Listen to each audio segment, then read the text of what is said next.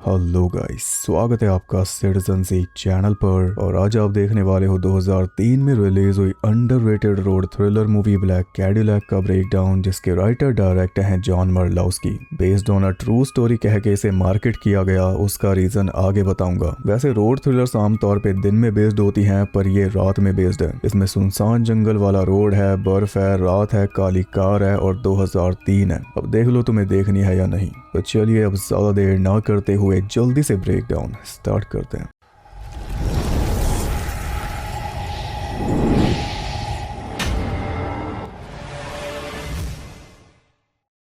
Movie start होती है एक बार में, जहाँ पे तीन दोस्त दूसरे शहर से आए हुए थे कुछ मौज मस्ती करने। स्कॉट, सीजे और स्कॉट का छोटा भाई रॉबी। स्कॉट बड़े शहर के बड़े कॉलेज में पढ़ता है। सीजे कल ऑयल टैंकर शिप पे ड्यूटी ज्वाइन करने वाला है, इसलिए स्कॉट उससे मिलने आया है। और साथ में घूमने तो उन दोनों को ही जाना था, पर रॉबी को भी साथ लेके निकल गए अच्छे टाइम की तलाश में। बार में स्कॉट से जेनीन नाम की लड़की मिलने आई हुई थी, जिसे वो अपनी कार में लेके बैठा हुआ था और वो दोनों सालों से एक दूसरे को जानते थे। जेनीन ऐसी नजर आ रही थी जैसे उसकी लाइफ कुछ अच्छी नहीं चल रही, मानो वो चाह रही है कि स्कॉट उसे अपने साथ ले जाए। अंदर रॉबी को भी एक लड़की मिल चुकी थी, बस सीजे रह गया था। सीजे के फेस पे बड़े बड़े स्कार्स हैं, जिनके बारे में वो लोगों को झूठी मूठी कहानियां बताता रहता है। तो जो लड़की उसके पास बैठी थी, जो उसके स्कार्स को देखे जा रही थी, उसे वो एक नई कहानी बना के बताने लगा कि मेरे माँ बाप के पास एक डॉग था रैनी। जब मैं पैदा हुआ तो वो डॉग मुझसे जेलस हो गया, और जब मैं थोड़ा बड़ा हुआ तो जलन के मारे उसने मेरा चेहरा नोच डाला। तो बदले में डैड उसे जान से मारने वाले थे, पर मैंने उसे घर से निकाल के भगा दिया था।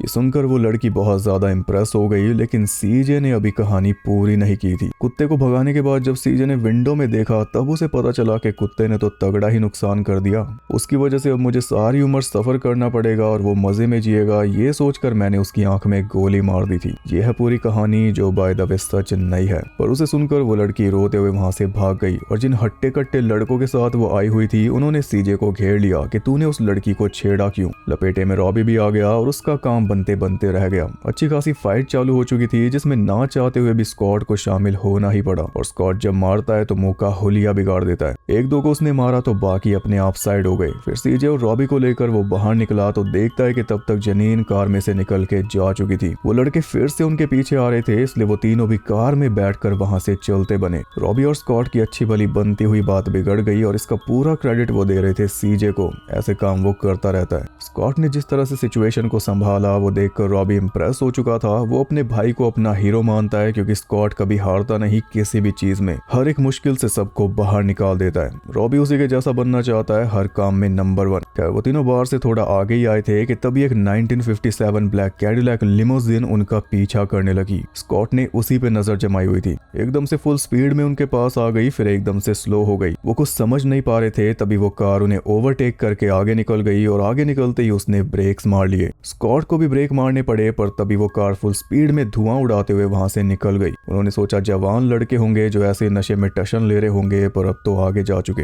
रॉबी कहने लगा कि मुझे हल्का होना है, अभी गाड़ी रोको। तो स्कॉट ने फ्रोजन लेक पे गाड़ी उतार दी, और वहां फुल स्पीड में गाड़ी भगा के वो मौज मस्ती करने लगे। उन्हें ये नहीं पता था कि कैडिलैक भी वहीं पे खड़ी है और उनपे नजर रखी जा रही है। अच्छी तरह मजे करने के बाद स्कॉट ने कार रोकी और रॉबी जल्दी से बाहर निकल गया, लेकिन वो फिसल के गिर भी गया, जिस वजह से उसके नीचे की बर्फ टूटने लगी, और स्कॉट ने उस मुश्किल से भी उसे निकाल लिया। फिर तीनों वहां से आगे बढ़ गए, और उनके पीछे पीछे कैडिलैक भी। इस बार भी वो ज्यादा आगे नहीं गए थे कि तभी रास्ते में उन्हें एक पुलिस कार खड़ी हुई दिखाई दी, जो थी पुलिस ऑफिसर चार्ली की। चार्ली ने उन्हें रोका और बताया कि मेरी कार खराब हो चुकी है। इतना बोलकर वो खुद ही उनकी कार में बैठ गया कि मुझे भी आगे तक छोड़ देना, आगे कोई फोन मिलेगा तो मैं अपने भाई को बुला लूंगा। अब एक पुलिस वाला उनकी कार में बैठा था, इसलिए रॉबी तो बियर की बॉटल्स को आगे सरकाने में लगा हुआ था, लेकिन वो फिर से पीछे आ गई और चार्ली ने देख ली। स्कॉट और सीजे भी उसे झूठी कहानियां बता रहे थे कि हम तो हाई स्कूल डिबेट टीम के हैं, अभी डिबेट से ही तो वापस लौटे हैं। पर चार्ली भी कभी उनकी उम्र का रहा था, इसलिए वो सारा झोल समझ चुका था। चार्ली ने बोला कि डरो मत, मैं ड्यूटी पे नहीं हूँ, तो मुझसे घबराने की कोई जरूरत नहीं है।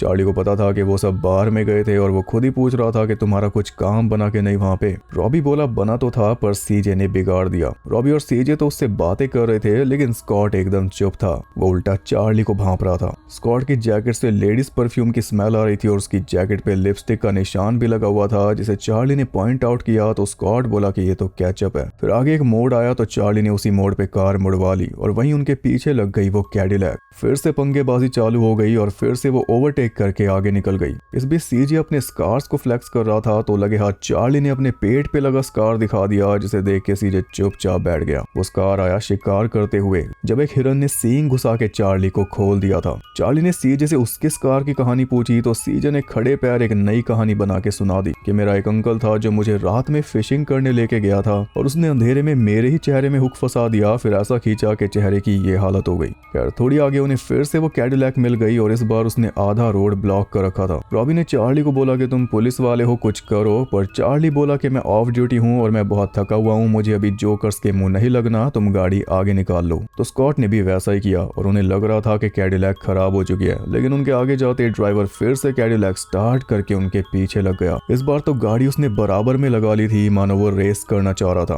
आपको पता ही है स्कॉट कभी हारता नहीं, ऊपर से चार्ली ने भी परमिशन दे दी, जिसके बाद स्कॉट ने ऐसी कार भगाई कि कैडिलैक वाला देखता रह गया। लेकिन वो भी कुछ कम नहीं था, उसने दोबारा से कार बराबर में लगा ली और इस बार उसका पीछे हटने का कोई प्लान नहीं था। तभी आगे आ गई एक जीप, जिससे बच के स्कॉट तो सही सलामत आगे निकल गया, पर कैडिलैक थोड़ी बहुत बर्फ में घिस गई। अब तक स्कॉट ही जीत रहा था तो इस बार कैडिलैक उससे आगे निकल गई और जब स्कॉट बराबरी करने लगा तो कैडिलैक ने उसकी कार को ठोकना शुरू कर दिया। तभी सामने से आ गया एक ट्रक और दोनों में से कोई भी ब्रेक मारने को तैयार नहीं था। जिसने ब्रेक मारे समझो वो हारा और स्कॉट को हार बर्दाश्त ही नहीं, लेकिन जब कोई चारा ही नहीं बचा तब उसने ब्रेक मार के गाड़ी साइड की, जिसके चलते इस बार उसकी गाड़ी बर्फ में अटक गई और कैडिलैक निकल गई सीधा आगे। फिर कुछ देर सांस लेने के बाद वो चारों आगे जाके रुके एक कैफे में, जहाँ से चार्ली ने अपने भाई के पास फोन करने की कोशिश की, लेकिन लाइंस डाउन थी। रॉबी बोल रहा था कि हमें भी फोन करके मॉम डैड को इन्फॉर्म करना होगा, पर स्कॉट ने उसे साफ मना कर दिया कि डैड को इसके बारे में पता नहीं चलना चाहिए। दो भाइयों की बात हो रही थी और चार्ली उसमें भी बीच में घुस रहा था। वो रॉबी को एक तरह से भड़का रहा था तो स्कॉट ने उसे सीधा सा जवाब देके चुप करा दिया।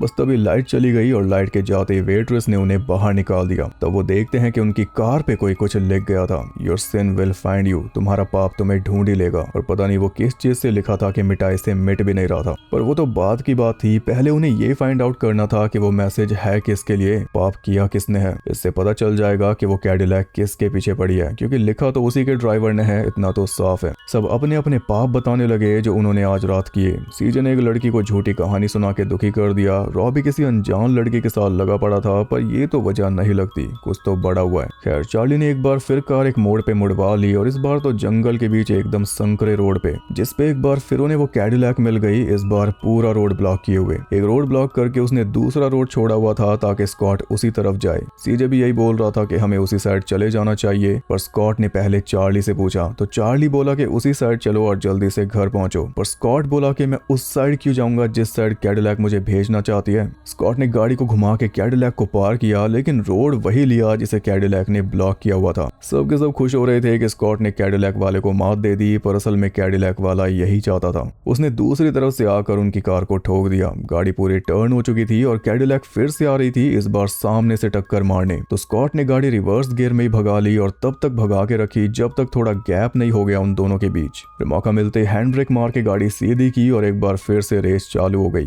कैडिलैक उनकी गाड़ी को ठोकती चल रही थी और जिन बर्फ के ढेरों से स्कॉट बच के निकल रहा था, कैडिलैक उन्हें उड़ाते हुए चल रही थी। चार्ली बोला बस अब बहुत हो गया, गाड़ी रोको, मैं इसे देखता हूँ। लेकिन स्कॉट ने गाड़ी नहीं रोकी, बल्कि उसने स्पीड और ज्यादा बढ़ा दी, जिसके चलते आखिर में उसे ब्रेक मारनी ही पड़ी एक मोड़ पे। लेकिन जब तक उसने ब्रेक मारी तब तक गाड़ी पहाड़ी से उतर के नीचे जा चुकी थी। वो तो अच्छा हुआ कोई इंजर्ड नहीं हुआ और कैडिलैक निकल गई आगे। रॉबी कह रहा था कि ये लोग हमें मारना क्यों चाहते हैं, तो स्कॉट बोला हमें नहीं, चार्ली को। कार पे जो मैसेज लिखा है वो इसी के लिए है, क्योंकि इसी ने आज रात कोई पाप किया है। जब से ये हमें मिला है तभी से वो कैडिलैक एग्रेसिव होकर हमारे पीछे पड़ी है। तो स्कॉट ने फैसला लिया कि हम चार्ली को यहीं पे छोड़ के चले जाएंगे, इसके झमेले में हमें नहीं पड़ना। चार्ली बोल रहा था कि तुम बहुत बड़ा फैसला ले रहे हो, एक बार ठंडे दिमाग से सोच लो, पर स्कॉट को अब उसकी एक भी बात नहीं सुननी थी, अब तक बहुत सुन ली। रॉबी भी यही कह रहा था कि ये पुलिस वाला है, हमें इसे बचाना चाहिए, पर स्कॉट का कहना था कि ये करप्ट है। इसने एक बार भी उस कैडिलैक को रोका नहीं, अपना बैच दिखा के डराया नहीं, क्योंकि ये उन्हीं से बचकर भाग रहा है। वो बात ही कर रहे थे कि इतने में वो कैडिलैक पीछे से आ गई। उसे देखकर वो तीनों तो कार में बैठ के चल पड़े, पर उन्हीं के सामने कैडिलैक के ड्राइवर ने चार्ली को भून डाला। अब रॉबी को पछतावा हो रहा था कि हमने चार्ली को मरने के लिए क्यों छोड़ा, हम उसे बचा सकते थे। पर स्कॉट का कहना था कि हमने जो किया ठीक किया, हमें अपनी जान बचानी है। अब वो कैडिलैक से बहुत दूर निकल गए और सारी परेशानियां खत्म हो गई, ऐसा उन्हें लग रहा था। आगे जाके उन्हें फिर से ब्रेक मारने पड़े क्योंकि रास्ते में एक पेड़ गिरा हुआ था जो कि नेचुरल तो नहीं लग रहा था। स्कॉट समझ चुका था कि कैडिलैक यहीं कहीं है और वो एकदम ठीक था क्योंकि कैडिलैक उनके पीछे ही खड़ी थी। जिन लोगों ने चार्ली का खून होते देखा उन्हें भला ड्राइवर कैसे जाने देगा, वो तो सारे सबूत मिटाएगा। उसने स्कॉट के लिए एक संकरा रास्ता छोड़ा हुआ था, उन तीनों को जंगल के अंदर ले जाएगा, फिर वहां पे निपटा देगा। लेकिन और कोई चारा भी नहीं था, इसलिए स्कॉट ने उसी रास्ते पे कार भगा ली और बीच में ही गाड़ी की लाइट्स बंद करके उसने गाड़ी साइड में उतार के कैडिलैक को चकमा दे दिया। कैडिलैक उन्हें ढूंढते हुए आगे निकल गई और वो तीनों परेशान हो रहे थे कि बच के कैसे निकले और जाए कहां, वो तो रास्ता भी बहुत पहले भटक चुके। इस बीच रॉबी ने बताया कि जब कैडिलैक पास आई थी तब उसने कैडिलैक की बैक सीट में एक लड़की को देखा था और उसने एक और थ्योरी दे दी कि शायद चार्ली को ड्राइवर ने गलती से मार दिया। शायद वो हम में से किसी एक को मारना चाहता है, यानी गाड़ी पे लिखा मैसेज हम में से किसी एक के लिए है जिसने कोई पाप किया है। अब पाप तो सबसे ज्यादा सीजे ही करता है, इसलिए दोनों उसी की तरफ देख रहे थे। बस इसी बात पे सीजे की स्कॉट के साथ बहस हो गई क्योंकि वो आज कुछ ज्यादा ही चुप है। और ये सुनते ही स्कॉट निकल गया कार से बाहर और बाहर निकलते ही उसके चिल्लाने की आवाज आई क्योंकि उसे मिली बर्फ से ढकी हुई लाश। पर जब पास से देखा तो पता चला कि वो एक काऊ थी। उसी से स्कॉट के दिमाग में एक आइडिया आ गया। उन तीनों ने उस काऊ को सरका के रास्ते के बीच में रखा और उसे बर्फ से अच्छी तरह ढक दिया। उन्होंने देखा ही था कि कैडिलैक बर्फ के ढेर को उड़ाते हुए आती है, तो अब स्कॉट कैडिलैक को अपने पीछे लगा के यहाँ तक लेकर आएगा और इस काऊ के अंदर भिड़ा देगा, जिसके बाद कैडिलैक का खेल खत्म हो जाएगा क्योंकि वो काऊ जम के पत्थर हुई पड़ी है। सब कुछ सेटअप करने के बाद वो कार में बैठ के आगे बढ़े और एक सही सी जगह देखकर स्कॉट कार से धुआं निकालने लगा, जिसे देखकर कैडिलैक उन तक पहुंच गई। अब कार भगाने की बारी थी, लेकिन एंड टाइम पे उनकी कार आगे ही नहीं बढ़ी क्योंकि बर्फ में फंस चुकी थी। तब सीजे और रॉबी ने बाहर निकल के धक्का लगाया और जैसे तैसे कार को आगे धकेल के फ्री किया। स्कॉट ने कार भगा दी और कैडिलैक भी फुल स्पीड में उनके पीछे पीछे बर्फ को उड़ाती चल रही थी। स्कॉट एग्जैक्ट जगह पे पहुंच चुका था, लेकिन अब वो पहचान ही नहीं पा रहा था कि काऊ को कहाँ छुपाया था। फिर भी रिस्क लेके उसने एक बड़े से बर्फ के ढेर को चुना जिसमें कैडिलैक को ठुकवा दिया और किस्मत से वो सही ढेर निकला। उसे टकरा कर कैडिलैक जा गिरी सीधा खाई में। उसका कबाड़ा हो गया और वो तीनों निकल गए अपने रास्ते पर। रॉबी कह रहा था कि मैंने उस क्रैश हुई कैडिलैक में फिर से उस लड़की को देखा और इस बार तो सीजे ने भी हामी भरी। रॉबी का कहना था कि वो लड़की मासूम होगी, क्या पता उस ड्राइवर ने उसे जबरदस्ती रोड से उठाया हो और हमने उसे भी मार डाला। स्कॉट बोला कि जब उस कार में बैठी थी तो उनके साथ ही मिली हुई होगी, हमें उससे कोई मतलब है नहीं, हमें अपने घर पहुंचना है। अच्छी बात है कि वो कैडिलैक अब हमारे रास्ते में नहीं आएगी, लेकिन हम देख पाए कि ड्राइवर अब भी जिंदा है और कैडिलैक अब भी रनिंग है। खैर वो थोड़ी आगे निकले ही थे कि तभी उनकी कार का इंजन ओवरहीट हो गया, तो रॉबी उसे बर्फ से ठंडा करने की कोशिश करने लगा। इससे गाड़ी दोबारा स्टार्ट तो हो गई, लेकिन बस थोड़ी देर के लिए। इंजन के साथ उनके दिमाग भी गर्म हुए पड़े थे, जिस वजह से तीनों के बीच बहस हो गई। बहस करते करते स्कॉट और सीजे हाथापाई पे उतर आए। तब रॉबी को बीच में आना पड़ा, तो स्कॉट उसके ऊपर भी हाथ उठा रहा था, वो तो उसने ब्लॉक करके उल्टा हाथ चला दिया, जिसके बाद स्कॉट मार मार के उसका ही हुलिया बिगाड़ने में लग गया। तो सीजे ने आके उसे पीछे किया, तब जाके रॉबी बचा। फिर तीनों चुपचाप गाड़ी को धक्का मारने में लग गए, जिस भी स्कॉट ने रॉबी को सॉरी बोला, लेकिन रॉबी को उससे बात ही नहीं करनी थी। ऐसे धक्का मारते मारते वो एक गैरेज तक पहुंच गए, जिसमें मैकेनिक तो नहीं था, लेकिन रॉबी किसी मैकेनिक से कम नहीं। वो खुद ही कार को ठीक करने में लग गया और इस बीच स्कॉट की जैकेट पहनकर सीजे पहुंच गया वेंडिंग मशीन के पास। बस तभी गैरेज को तोड़ते हुए कैडिलैक अंदर घुसी, सीजे को ठोका और उसे बोनट पे चिपका के वहां से निकल गई। तब तक कार ठीक हो चुकी थी, इसलिए दोनों भाई उसके पीछे लग गए। पर अब उन्हें पता चल चुका था कि कैडिलैक असल में सीजे के पीछे थी, उसी ने कोई पाप किया है। कैडिलैक फ्रोजन लेक पे उतर चुकी थी, तो पीछे पीछे स्कॉट ने भी लेक पे कार उतार ली और स्पीड उसने फुल कर रखी थी, जिस वजह से इंजन एक बार फिर बोल गया और इस बार तो कार में आग लग गई, जिसके बाद उन्हें कार से निकलकर पैदल ही आगे बढ़ना पड़ा। आगे उन्हें ढेर सारा खून पड़ा दिखाई दिया, जिसे देख के रॉबी तो परेशान हो चुका था कि सीजे को मार डाला, पर वो खून निकला एक हिरन का। आगे और भी हिरन लटके हुए थे, जिनके बीच में सीजे को एक पेड़ से बांधा हुआ था। स्कॉट वहीं पे उस कैडिलैक वाले को ललकारने लगा और रॉबी ने तो लगे हाथ I know what you last summer वाली फेमस लाइन ही चेप दी। उन्हें पता नहीं था कैडिलैक वहीं पे खड़ी है। फाइनली उसमें से बंदा बाहर निकला, जो था चार्ली। साथ में उसका भाई लूथर था, जो अब तक कैडिलैक चला रहा था, और उन दोनों के अलावा एक लड़की भी थी जिसका जिक्र रॉबी कर रहा था। वो थी चार्ली की वाइफ जेनीन। जी हाँ, ये है पूरा मामला। आज रात चार्ली जिनीन को ढूंढने निकला था कि आखिर वो गई कहाँ, और जिनीन उसे दिखाई दी थी बार के बाहर एक कार के अंदर वो किसके साथ थी ये तो चार्ली नहीं देख पाया था, बस उसने कार को अच्छे से देख लिया था। इसलिए कैडिलैक उस कार के पीछे लगवाई, खुद कार में आके बैठा पता करने के लिए कि जिनीन किससे मिली थी। और स्कॉट की जैकेट से आ रही उसके परफ्यूम की स्मेल से चार्ली समझ गया था कि वो स्कॉट है। बस फिर सारा प्रोग्राम चलता रहा किसी तरह इन्हें फंसाने का, लेकिन ये बार बार बच के निकलते रहे। आखिर में इन्होंने चार्ली को ही नीचे उतार दिया तो चार्ली के भाई ने उसे फेक गोलियां मार के दिखा दी ताकि ये तीनों थोड़े इजी हो जाएं और इस बार पकड़े जाएं, लेकिन ऐसा हुआ नहीं। उल्टा इन्होंने कैडिलैक के पुर्जे ढीले करवा दिए। अब जाके चार्ली को मौका मिला था तो वो सीजे को उठा के ले आया स्कॉट समझ के, क्योंकि सीजे ने स्कॉट की जैकेट पहनी हुई थी। और जब पता चला कि ये स्कॉट नहीं है तब चार्ली ने स्कॉट को पीछे लगाया और यहाँ तक लेकर आया जहाँ पे वो तीनों का काम तमाम कर देगा।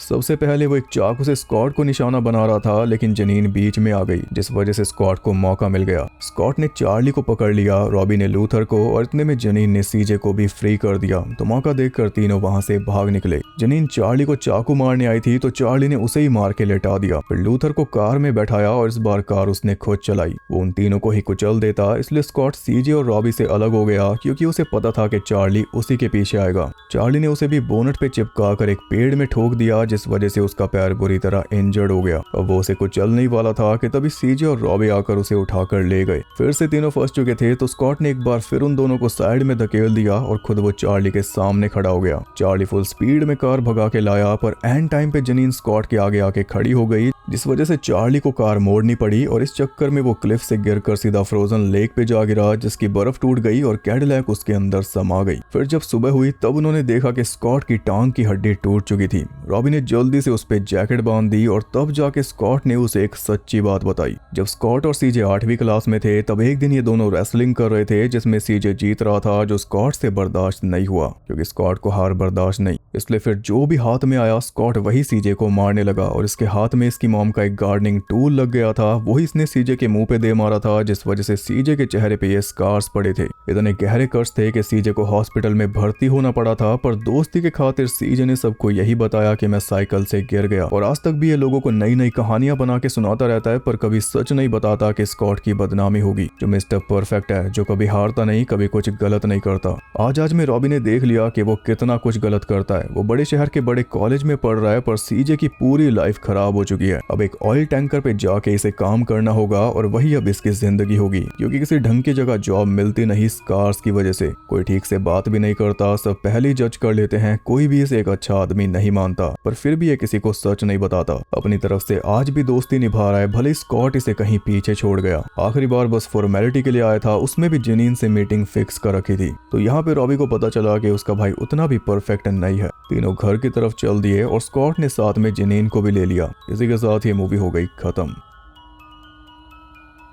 आप सबको पता ही है रोड हॉरर मुझे कितना पसंद है। एक आधी छुपी हुई मूवी कहीं से भी मिल जाए बस, वो भी रात में बेस्ड, वो भी बर्फ वाली, वो भी 2003 में बनी। वाइब भी एकदम अलग है। मूवी लो बजट है, फिर भी प्लॉट में इन्होंने बहुत कुछ ऐड किया है। आपने देखा ही, एक के बाद एक नया थ्रिल। कभी कोई गाड़ी नीचे गिर गई, कभी कोई, कभी आगे, कभी पीछे, कभी कुछ ना कुछ मूवी के अंदर चलता ही रहता है। थोड़ा सस्पेंस, थोड़ी मिस्ट्री, थोड़े सवाल और बीच बीच में थ्रिल। फिर जो भाईचारा है उसमें प्लानिंग वगैरह, टीम वर्क, एक छोटी सी कहानी में बहुत कुछ डाला गया है। इसके पोस्टर पे बेस्ड ऑन ट्रू स्टोरी लिखा हुआ है, क्योंकि डायरेक्टर के साथ कुछ ऐसा हुआ था जिसकी वजह से ये मूवी बन पाई। 1980s में डायरेक्टर अपने कुछ दोस्तों के साथ ड्राइव करके घर जा रहे थे, तब एक कार उनके पीछे लग गई थी और वो कई घंटों तक उन्हें चेस करती रही पुराने जंगल वाले रोड पे, जो कि बहुत ही टेरिफाइंग एक्सपीरियंस था। तो उसी में चीजें जोड़ जाड़ के ये मूवी लिखी गई और इसमें कैडिलैक के लिए 2 गाड़ियां यूज हुई हैं, एक तो 57 सीरीज 62 सेडान और एक 75 लिमोजिन। फेक रूफ लगाया गया था सेडान के ऊपर उसे लिमोजिन दिखाने के लिए, और आखिर में जो कार क्लिफ से लुढ़कते हुए लेक में जाके गिर जाती है वो सेडान ही थी, ना कि लिमोजिन। इतना कुछ उतार चढ़ाव मूवी में हुआ, फिर भी इसका बॉडी काउंट सिर्फ 2 है, वो भी चार्ली और लूथर, जो एकदम आखिर में मरे। तो आपको ये मूवी कैसी लगी कमेंट करके बता सकते हो, और बॉलीवुड वाली रोड जिसने नहीं देखी वो देख लेना, यूट्यूब पे मिल जाएगी। मैं आपसे मिलूंगा अगली वीडियो के साथ, तब तक के लिए सबको बाय।